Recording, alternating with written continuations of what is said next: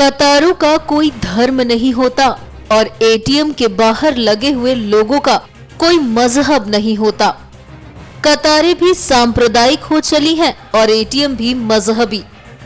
पैसों का भी धर्म हो गया है और बैंकों के रवैये धार्मिक। ये सब मतलब समझा रहे हैं AIMIM के अध्यक्ष असदुद्दीन ओवैसी। ओवैसी ने नोटबंदी पर और कैश की किल्लत पर सांप्रदायिक रंग खेला है। हमारे मुस्लिम इलाकों में बैंक नहीं खोलते, बैंक खोलते तो रेड जोन करार देते, लोन नहीं मिलता। एटीएम लगाते तो एटीएम में पैसा नहीं आ रहा। हमारे इलाकों में नए नए इलाकों में एटीएम में पैसा आता है, हमारे पास पैसा नहीं आता।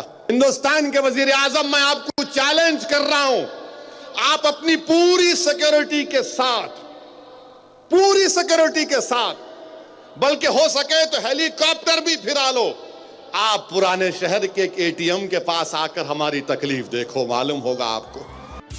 आपको बता दें कि देश में फिलहाल कोई ऐसी जगह नहीं जहां पैसे की किल्लत ना हो और कोई एटीएम ऐसा नहीं जहां पैसे निकालने के लिए कतारें न लगी हो।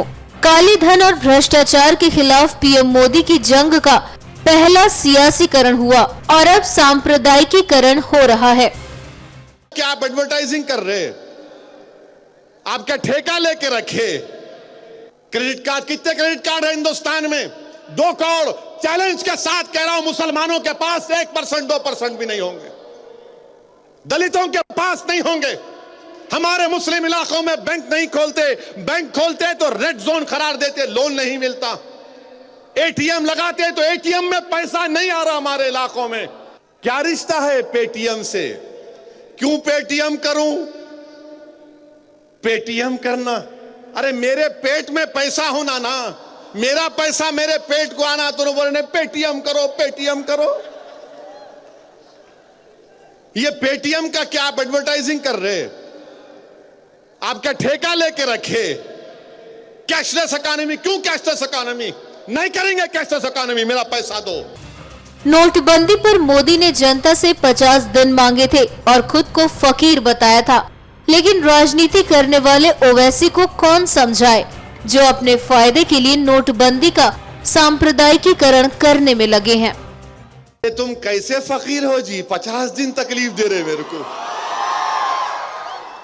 कैसा फकीर है ये? क्या कोई फकीर तकलीफ देता? फकीर बोलता, अरे भाई तकलीफ देने के लिए नहीं आया मैं। आप ऐसे कैसे फकीर हैं भाई? आप बोल रहे कि मैं फकीर हूं, मैं चला जाऊंगा। कहां जाएंगे आप? याद रखो मेरी आप इस बात को कि 50 दिन में कुछ होने वाला नहीं है, पूरा 1 साल लगेगा माहौल को सुधरते सुधरते, और अल्लाह ही जानता इस मुल्क का क्या होगा जब तक। बोलते बोलते ओवैसी ने नरेंद्र मोदी को धमकी तक दे डाली और ये भी कहा कि जल्द ही ये कतार वोट डालने के लिए भी लाइन में लगी होगी, तब फिर इस दिन के लिए सरकार के खिलाफ वोट देगी। और याद रखो, आप जो लोग आज लाइन में खड़े हैं ना, मैं प्राइम मिनिस्टर, कल वोटिंग के दिन भी लाइन में खड़े रहेंगे आपके खिलाफ। और याद रखेंगे मित्रों, आपने बड़ी तकलीफ दी। मेरा पैसा मैं नहीं निकाल सकता हूं, मेरा पैसा मैं नहीं निकाल सकता हूं। कौन सा कानून है? कौन से माइका लाल ने बनाया कानून के मेरा पैसा मैं नहीं निकाल सकता? कतार में न हिंदू खड़ा है, न मुसलमान खड़ा है, न सिख खड़ा है और न ही ईसाई। जो कतार में खड़ा है वो जरूरतमंद है, जो कतार में खड़ा है वो भारतीय है, जो देश को ईमानदारी के राह पर लाने के लिए भ्रष्टाचार के खिलाफ जंग में मोदी सरकार के साथ है। NMF न्यूज की रिपोर्ट।